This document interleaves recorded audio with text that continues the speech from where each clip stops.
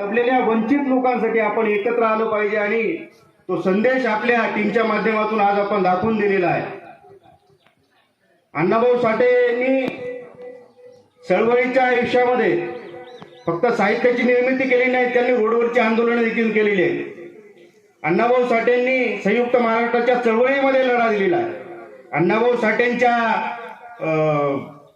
आंदोलनाच्या काळामध्ये, संयुक्त महाराष्ट्राच्या चळवळीच्या काळामध्ये त्यांच्या पोवाड्यांना, त्यांच्या शायरीला फार मोठा मान होता।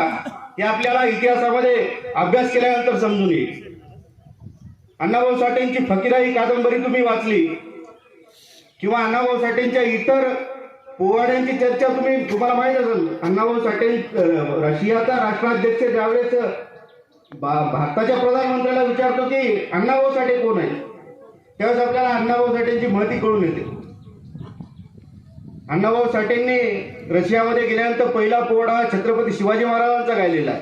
म्हणून ही परंपरा जी चळवळीची परंपरा आहे, ही परंपरा पुरोगामी चळवळीची ही खूप आधीपासून हजारो वर्षापासून चालत आलेली आहे। गौतम बुद्धापासून ती चालत आलेली आहे। म्हणून हा जो चळवळीचा टप्पा आहे तो आपण समजून घेतला पाहिजे।